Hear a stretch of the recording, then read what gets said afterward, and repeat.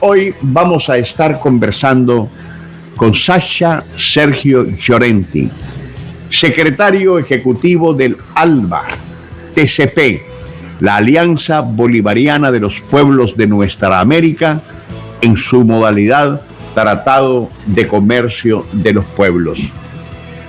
Vamos a agradecerle inicialmente el tiempo que se ha tomado en su intensa agenda de trabajo y le damos la más cordial bienvenida a este amigo de Nicaragua, Sasha Sergio Llorenti. Buenos días, bienvenido a Detalles del Momento. Muy buenos días, un saludo cordial, un saludo desde Caracas, que es la sede del ALBA TCP, al pueblo de Nicaragua. Un verdadero privilegio estar en su programa. Quiero, en primer lugar, sumarme a su felicitación a la compañera Rosario Murillo en su cumpleaños. Desearle muchos éxitos, porque sus éxitos serán los éxitos del pueblo de Nicaragua. Y me pongo, por supuesto, a su disposición. Sasha, muchas gracias por atender nuestra invitación. Por supuesto que somos parte de esa sociedad solidaria latinoamericana que ha surgido a través de la Alianza Bolivariana para los Pueblos. En este sentido, ¿cuál es la visión?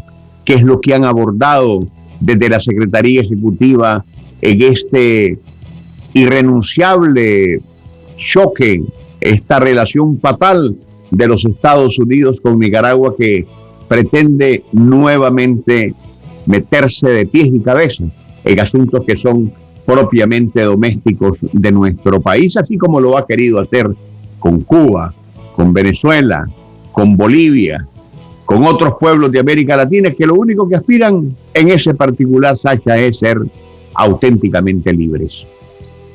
Sí, sin lugar a dudas. Desde la Alianza Bolivariana para los Pueblos de Nuestra América, que como ustedes bien conocen, está conformada por 9 estados de nuestra región, además de Nicaragua, Venezuela, Cuba, Bolivia, varios otros países. Tenemos una posición absolutamente clara y de respeto al principio de no injerencia en asuntos internos de los estados. Ese es un principio básico, elemental del derecho internacional, que está consagrado en la Carta de las Naciones Unidas y que debe ser respetado, porque de lo contrario, por supuesto, el caos reinaría en el mundo entero. En el caso específico de Nicaragua, nosotros hemos manifestado nuestro apoyo pleno y respaldo y solidaridad al Gobierno de Unidad Nacional y Reconciliación liderado por el comandante Daniel Ortega y por la compañera Rosario Murillo. Y por supuesto que respaldamos sus esfuerzos por defender su soberanía, defender la integridad territorial, defenderla de cualquier amenaza externa.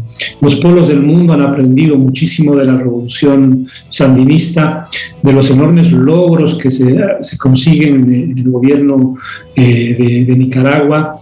Tuve el privilegio de estar en Naciones Unidas durante algunos años y he hecho seguimiento de los grandes avances en materia de desarrollo humano, de equidad de género, de reducción de la pobreza, de la desigualdad. Y además, por supuesto, de la manera en la que, pese a las circunstancias, han podido administrar la pandemia de una manera ejemplar. Mientras en otros países existe todavía una terrible situación, en Nicaragua la pandemia ha sido administrada de buena forma. Pero al mismo tiempo creo que es imprescindible saber cuáles son las causas de la injerencia estadounidense en Nicaragua. ¿Cuáles son sus objetivos? ¿Qué es lo que pretenden con esta lógica? Y no es novedad, porque a lo largo de los años no solamente Nicaragua, sino también Cuba y Venezuela están sometidas a este tipo de agresiones y amenazas.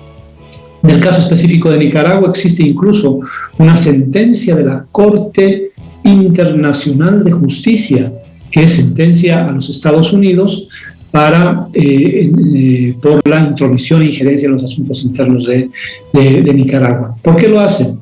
Uno, porque quieren convertir a toda la región en el patio trasero de los Estados Unidos. Segundo, quieren controlar todas las rutas posibles del comercio internacional. Y tercero, quieren escarmentar a los pueblos y a los gobiernos que actúan con independencia, con libertad, y creemos que ese es un asunto en el que Nicaragua está dando un ejemplo valiosísimo. Yo no veo en la prensa internacional que se hable de las decenas de millones de dólares que Estados Unidos inyecta no en la economía, en la política nicaragüense, para, por supuesto, inclinar la balanza electoral a favor de sus intereses. Y, por supuesto, sus intereses son absolutamente contradictorios a los intereses del pueblo nicaragüense. Uno escucha muchas veces a gobiernos que para adentro reclaman se les respete su espacio doméstico de decidir por sus propios asuntos.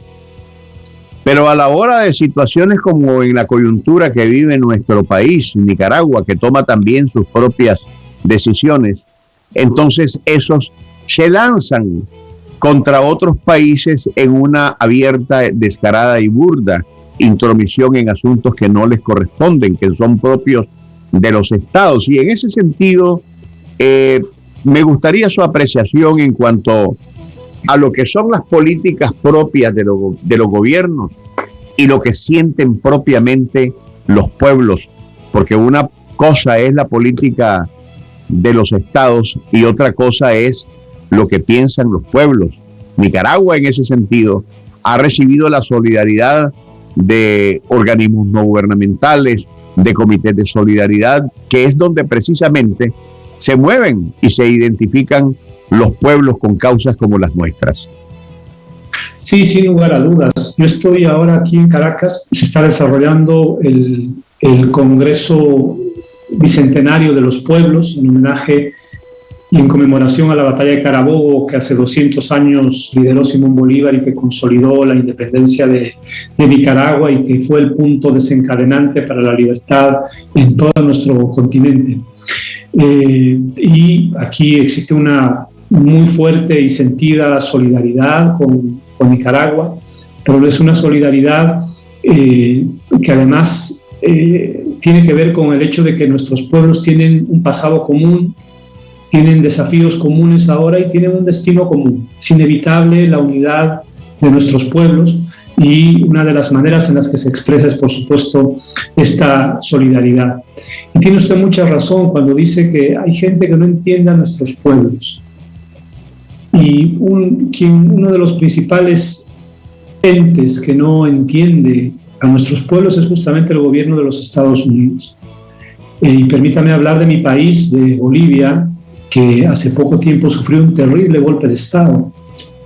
Y pensaban que el movimiento popular, que el gobierno revolucionario estaba enterrado y que empezaba otro ciclo neoliberal que podía durar 2 décadas. Con lo que no contaron fue con la dignidad del pueblo boliviano. Y así como se equivocaron con Bolivia, se equivocan con Cuba, se equivocan con Nicaragua y se equivocan con Venezuela, porque los gobiernos de estos países son expresión directa de los deseos de sus pueblos.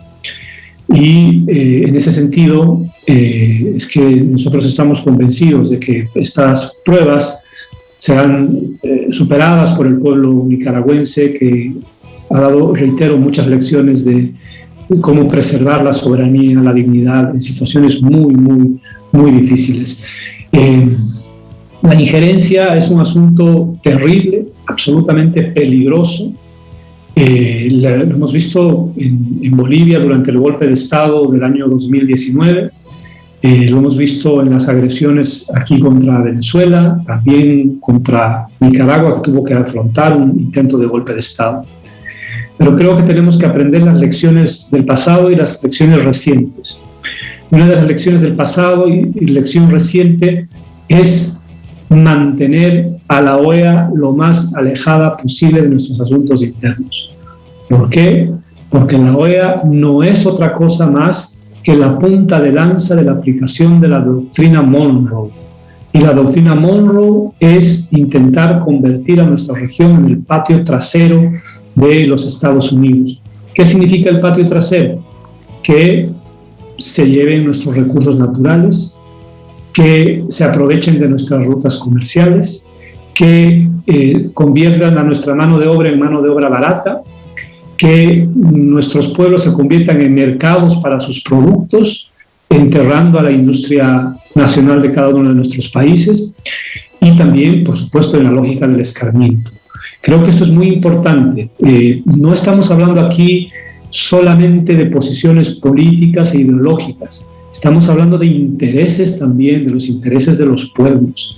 Y por eso ya creo que hemos tenido demasiadas lecciones de lo que puede significar Luis Almagro y sus secuaces, de lo que significa la OEA, y por ello, si es que se me permite y con la mayor humildad y modestia, mi consejo es mantenerlos lo más alejado posible de nuestras urnas, de la voluntad popular, porque tienen la capacidad, tienen la intención de perturbar cualquier proceso electoral que no les convenga.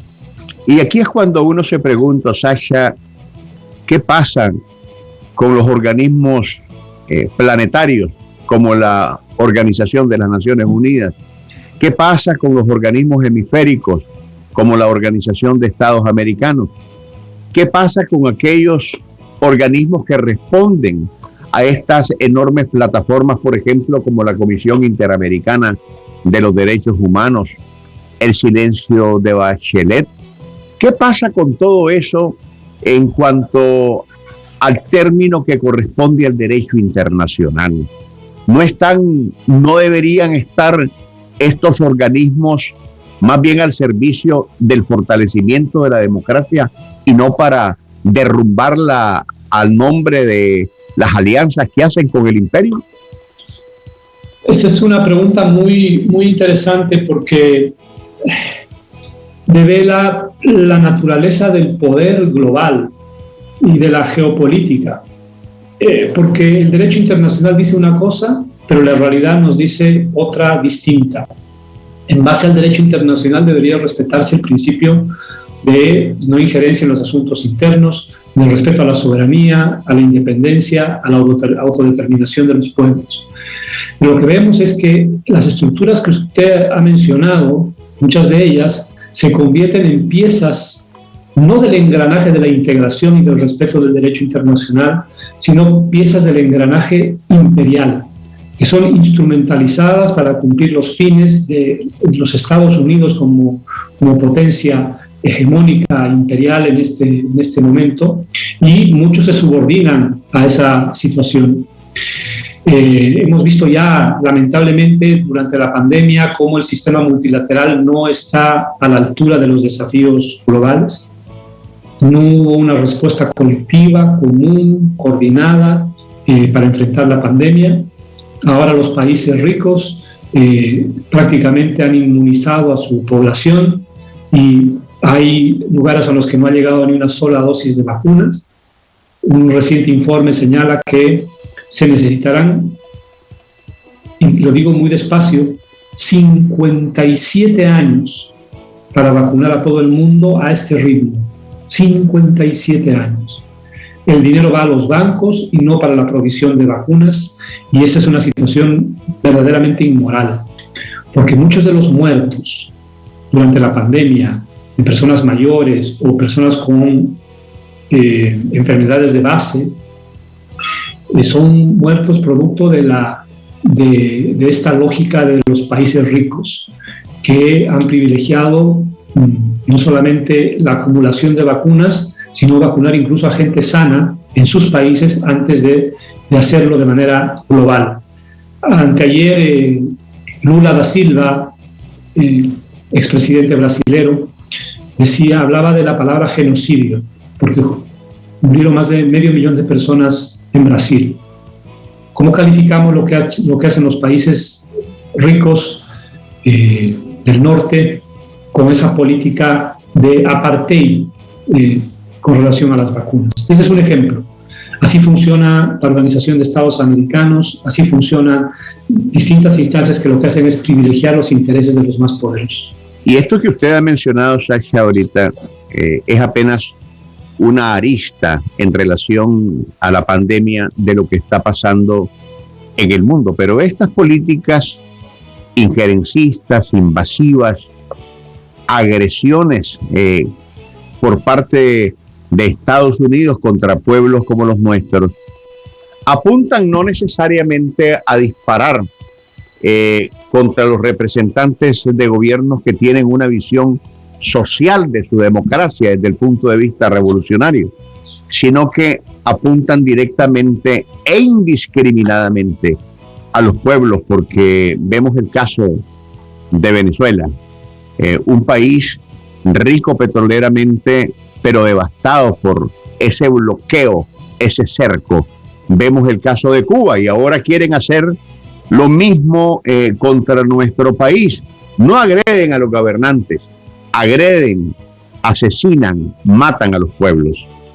Sí, las medidas coercitivas unilaterales, mal llamadas sanciones, porque Estados Unidos no tiene la autoridad ni ningún otro ente de imponerlas más que el Consejo de Seguridad de Naciones Unidas, tienen un objetivo, y el objetivo es causar un daño colectivo, es decir, a toda la población.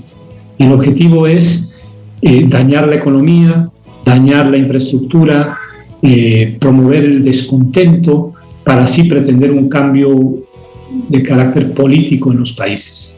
Y ya Kissinger y Nixon decían con relación a Allende que el objetivo era hacer chillar a la economía chilena para sacar del poder a Salvador Allende. Lo mismo están intentando hacer contra los países algunos países de la Alianza, Cuba, Venezuela y Nicaragua, pero no lo van a lograr porque estamos aprendiendo de las lecciones del pasado. Existe una conciencia colectiva y un liderazgo claro, lúcido, que sabe cómo enfrentar y sortear estas amenazas. Y ahí el silencio de la comunidad internacional, de quienes deberían denunciar este tipo de atropellos, porque lo que hacen es, incluso durante la pandemia, no es que hayan, como ellos se llaman, muy humanitarios, no es que hayan levantado alguna medida en medio de la pandemia para aliviar la situación de la gente, todo lo contrario. Han utilizado la pandemia como un arma, han utilizado la pandemia para provocar más daño, ellos con la esperanza, con la idea de que se iba a generar un caos en estos países. Pero la respuesta ha sido distinta, porque entre los mejores países que han administrado la pandemia están justamente Nicaragua, Venezuela y Cuba. Y Cuba ayer nos ha dado una noticia que nos tiene que llenar a todos de orgullo y de mucha alegría, que uno de sus candidatos vacunales, la vacuna Abdala, tiene más de 92% de eficacia en medio de una pandemia, en medio de un bloqueo. Un país hermano, latinoamericano, caribeño, nos da una lección maravillosa de dignidad, de soberanía, y esos son los productos de las revoluciones de nuestros pueblos. Y eso es lo que quieren parar, es lo que no quieren que exista, no quieren que exista ese ejemplo. Por eso los ataques despiadados, por eso los ataques desmedidos, por eso la bronca, porque no quieren que germine ninguna flor que enseñe a los otros pueblos que es posible otro tipo de mundo, de que es posible otro tipo de relaciones económicas, de que es posible pues construir una sociedad más justa y más humana. Sasha, respetando por supuesto el tiempo, su agenda bastante apretada, yo quiero agradecerle en su calidad de secretario ejecutivo del ALBA TCP, de la Alianza Bolivariana para los Pueblos de Nuestra América, en el Tratado de Comercio de los Pueblos, esta entrevista que nos ha concedido, por supuesto, alentadora, enriquecedora desde el punto de vista del pensamiento que nos caracteriza a pueblos sobre una situación de afección común Me refiero al hecho de que reaccionamos con dignidad a situaciones que nos afectan, a países como Cuba, a Venezuela, Bolivia, Nicaragua, y usted bien lo dijo, porque cuando descollamos con aspectos que pueden ser ejemplos para el mundo, simplemente somos un peligro para aquel que piensa en intereses y no necesariamente en la humanidad. Muchísimas gracias, Sasha. Su mensaje final. Quiero agradecerle a usted más bien la oportunidad de haber compartido estos momentos con nuestra querida Nicaragua, hacerles llegar un saludo fraterno y solidario y el compromiso de la Alianza Bolivariana para los Pueblos de Nuestra América de acompañarlos permanentemente en todas las circunstancias. Sobre todo en las circunstancias difíciles, ahí estaremos.